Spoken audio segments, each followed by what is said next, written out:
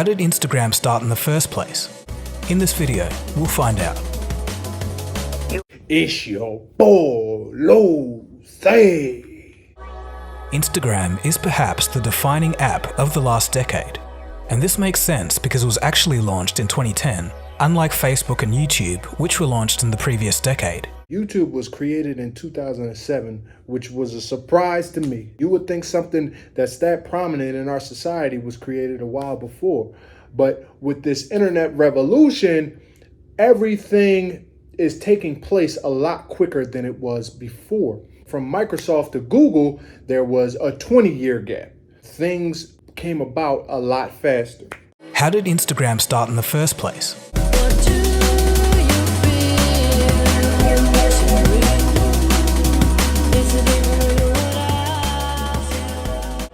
So as you could probably guess, the impetus for what would become known as Instagram was alcohol, specifically bourbon and whiskey. Well, you probably didn't guess that, but that was the original purpose of the app. In 2009, a 27-year-old man by the name of Kevin Systrom enjoyed his fine bourbon and whiskey a lot. So much so that he coded an app called Bourbon. The purpose of Bourbon was so that people could make plans, check into locations where there was good drinks to be had, and share photos. Although a Stanford University graduate, Kevin had no prior experience with computer science, despite his previous employment at Google. And come to find out, Instagram was created by a damn alcoholic. While working at another startup, in his spare time, he learned to code on nights and weekends. At this point, the Bourbon app was just a small side hobby, and Kevin wouldn't have thought much about it at the time. But as with most things that make a mark on the world, it's all about being in the right place at the right time. And in this, Kevin got lucky. A crucial turning point came in March of 2010, when Kevin attended a party. The party was for a Silicon Valley startup called Hutch. It was here that Kevin met two venture capitalists. He showed them the prototype of the Bourbon app and they were impressed. They all decided to meet for coffee to discuss the idea further. Never sleep on who you meeting or any moment in your life. You could meet the person that changes your life walking down the sidewalk.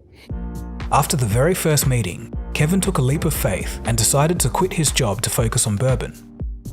Within only just 2 weeks, he managed to raise $500,000 in seed funding from the venture capitalists he met at the party. His life changed in a week, 2 weeks, but it all started with him being prepared for the opportunity to be presented to him. He did all the hard work that was necessary in the beginning. He was coding nights and weekends. He had his idea. And also, I've been reading a lot of books about creativity, and creativity is just the mashing together of existing ideas. He had his bourbon and his whiskey connoisseur knowledge that he brought together, and he compiled it with his newfound coding knowledge, and he comes out with this app where you can go to get drinks, and it turns into something more. With this money, he began assembling a group.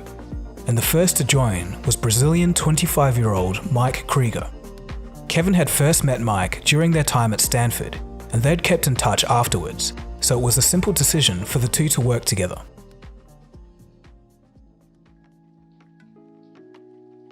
So now came the time to try and figure out how to make this Bourbon app a hit. Although the app had check-in and messaging features, photo sharing turned out to be the most popular feature. Also, there were many other similar apps on the market, for example Foursquare. They needed to focus on just one aspect of the app and cut the rest. It was at this point that Bourbon pivoted to become more focused on photo sharing with likes and comments.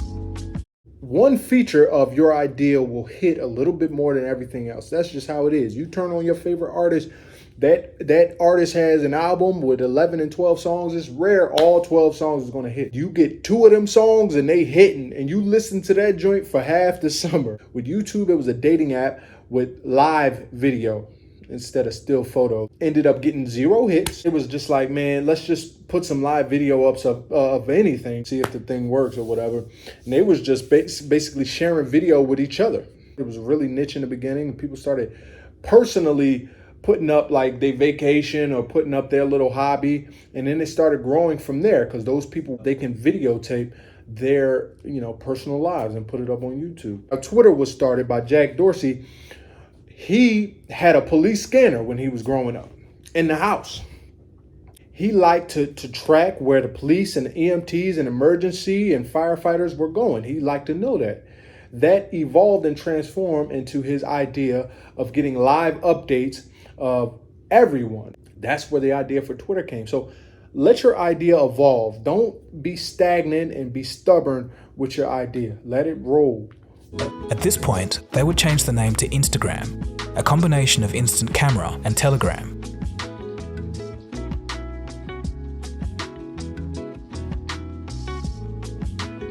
As the weeks wore on, the small team worked tirelessly to improve the photo sharing capabilities. In just 8 weeks of adjusting the application, they offered it to their friends for a beta test. They ended up fixing bugs, and when they were satisfied, they decided to launch. It was showtime.